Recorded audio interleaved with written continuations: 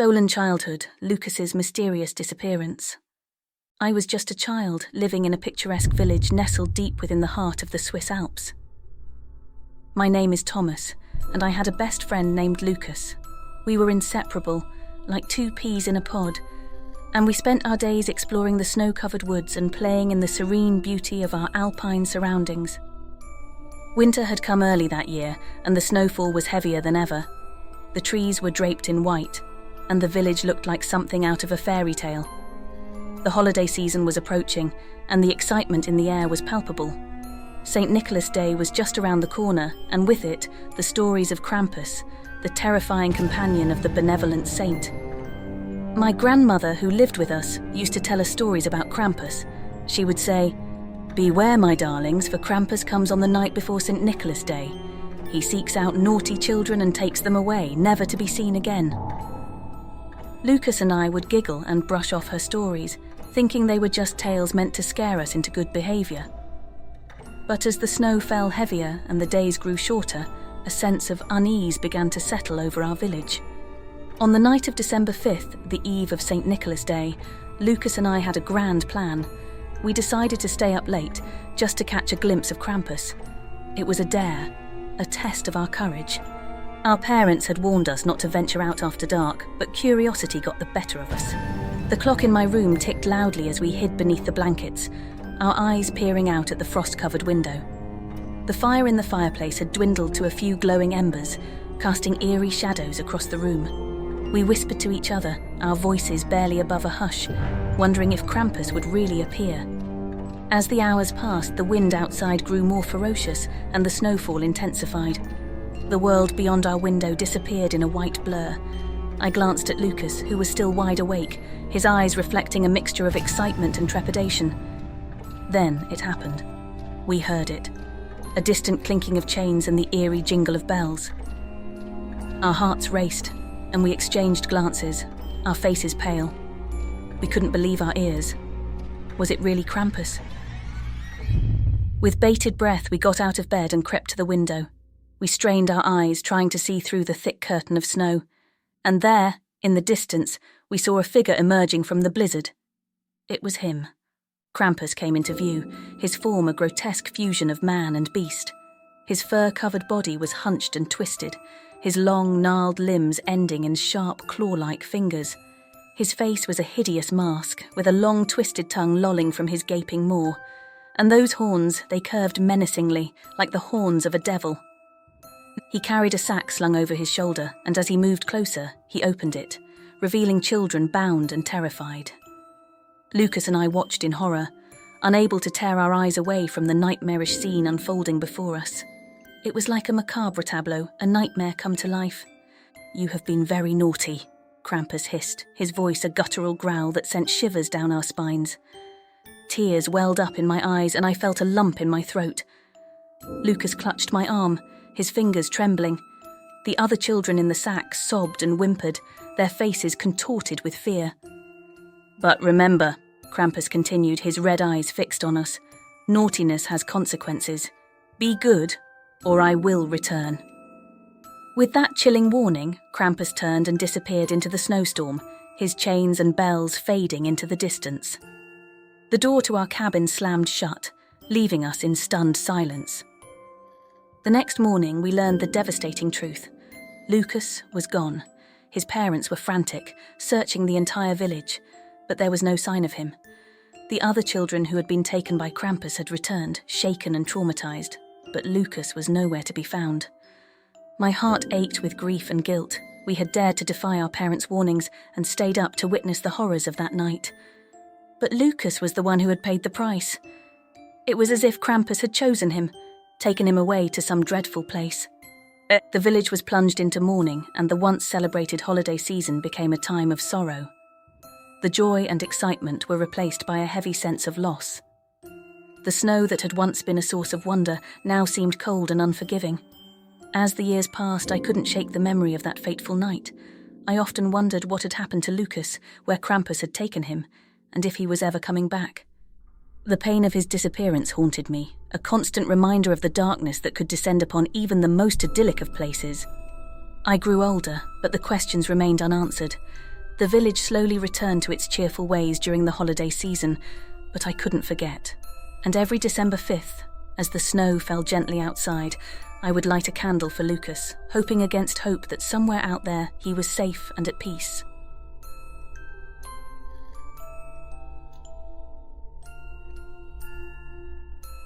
Snowbound Nightmares, A Child's Tale of Krampus. I remember that night, as if it were yesterday, the night when the world turned dark and terrifying. I was just a child, no older than 6, living in a small alpine village tucked away in the Swiss Alps. It was December 5th, the night before St. Nicholas's Day, and the snow outside fell like a million tiny stars, covering everything in a soft, white blanket. My name is Anna, and I lived with my little brother Peter in a cozy cabin with our mum and dad. That night, as the wind howled outside, we played with our toys by the fireplace, completely unaware of the ominous presence that lurked in the shadows.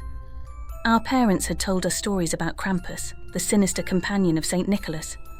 They said he was a horned beast who punished naughty children, taking them away in his sack to some dreadful place. I didn't believe it at first, thinking it was just a way to scare us into behaving.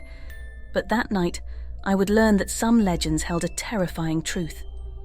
As the clock on the wall struck midnight, the storm outside intensified. The snow piled up against the window, blocking out the world beyond. The fireplace crackled and popped, casting eerie shadows across the wooden walls of our cabin. A sense of unease settled over me, and I knew that something was wrong. Mom and Dad exchanged worried glances, their faces pale. They got up and moved to the window, peering out into the blizzard. The wind howled, but what caught our attention were the faint sounds outside. We strained to listen, and there it was, a chilling clinking of chains and the eerie jingle of bells. I saw the fear in my parents' eyes as they turned back to us, their voices trembling. "Anna, Peter, stay close," Dad said, his voice barely above a whisper. "Don't leave this room. We'll be right back." Elena, our mother, went to us and hugged us tightly. Her eyes were moist with worry as she whispered, "Be good, my darlings, and don't make a sound." With that, they left the room, leaving us alone by the flickering fire. Fear clung to the air, making it hard to breathe. Peter clutched my hand, and I held on to him with all the strength I could muster. We waited in the eerie silence, seconds stretching into eternities. Then the unthinkable happened. The door to our cabin creaked open, and a chilling gust of wind swept through the room. We saw him, the monstrous figure that haunted our nightmares, the Krampus. His fur-covered body was hunched and twisted, his long, gnarled limbs ending in sharp, claw-like fingers. His face was a grotesque mask of terror, with a long, twisted tongue lolling from his gaping maw. And those horns, they curved menacingly, like the devil himself. Krampus carried a sack over his shoulder, and as he entered our cabin, he opened it to reveal other children, frightened and bound. Their eyes were wide with terror, tears streaming down their faces. The room seemed to grow colder with his presence, and I felt a paralyzing fear grip my heart. "You have been very naughty," Krampus hissed, his voice a guttural growl that sent shivers down my spine. I couldn't move, couldn't speak. My throat felt like it was filled with ice. Peter clung to me, tears rolling down his cheeks. "But remember," Krampus continued, his red eyes fixed on us, "naughtiness has consequences. Be good, or I will return." With that, he turned and disappeared into the night, taking the other children with him. The door slammed shut, and the wind howled outside as if mourning the loss of innocence. Mom and Dad returned, their faces etched with despair when they saw the empty room. They held us close, tears in their eyes, and I knew that the world had changed forever. We were just children, and we had seen the face of pure evil that night. From that day forward, we tried our best to be good, to follow the rules, and to stay out of trouble. The memory of Krampus haunted our dreams, a constant reminder of the darkness that lurked in the world. But as we grew older, the fear began to fade, replaced by the demands and distractions of life. Years passed, and we moved away from our alpine village, seeking new adventures and new horizons. The memory of that fateful night became a distant echo, a ghost story to tell around the campfire. But every December 5th, as the snow falls gently outside, I can't help but wonder if Krampus still roams the snowy mountains, searching for naughty children. And I say a silent prayer, thanking whatever forces might be out there for sparing us that night, for giving us a chance to grow up and leave the darkness behind.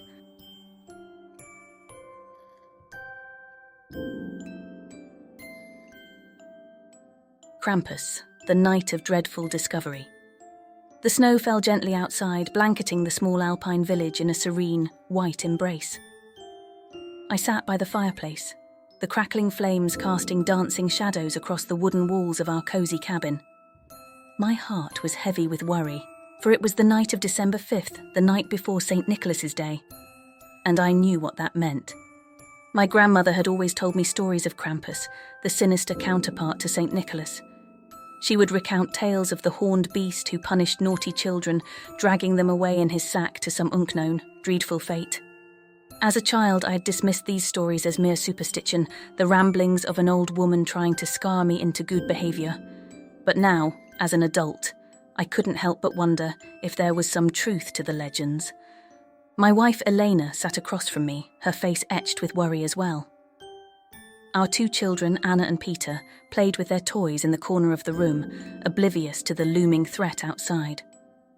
We had moved to this remote village in the Swiss Alps to escape the chaos of the city, seeking a simpler life. Little did we know that we had moved closer to the heart of darkness. The wind howled outside, and the snowstorm raged on, making it impossible to see beyond the window. I knew that Krampus was said to roam these mountains on this very night, searching for those who had misbehaved. I glanced at the clock. It was nearing midnight. I had heard stories of his approach, the clinking of chains and the eerie jingle of bells. I strained my ears, but all I could hear was the relentless wind. Eleanor rose from her seat, her expression tense. "I'll go check on the children," she said softly, her voice trembling. I nodded, and she made her way to the corner where Anna and Peter were playing. As she reached them, I saw her gasp, her hand flying to her mouth. My heart stopped as I rushed to her side.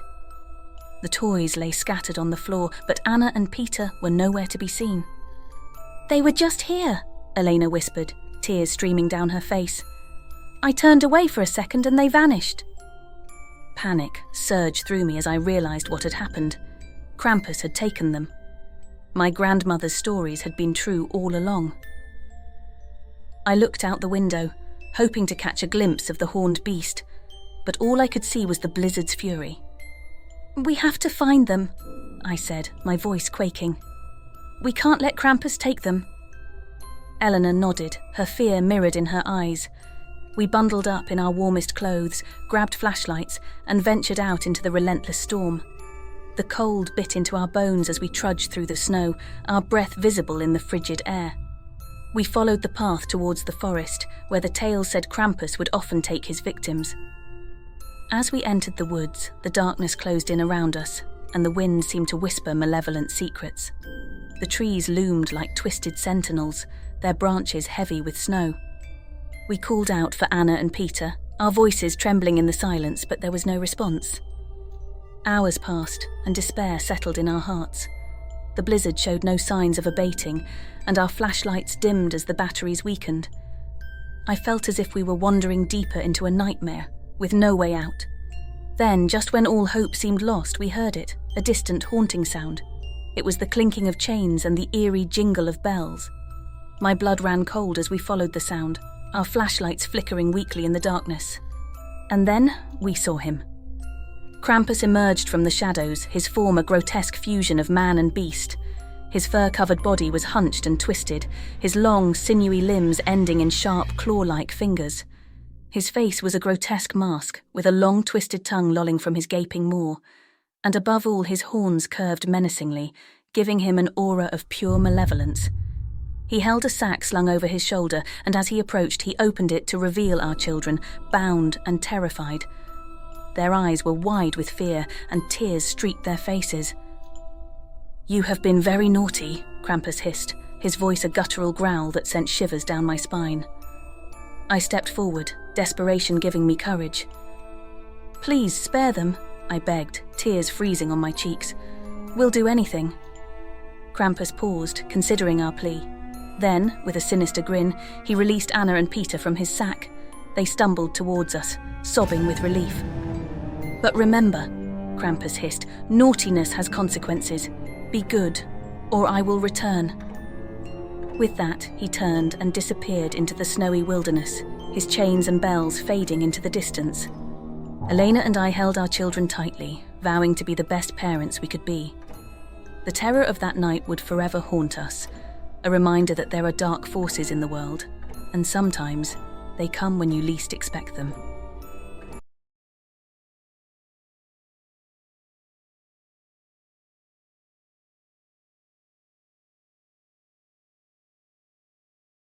Thanks for watching. To support us, please like and subscribe.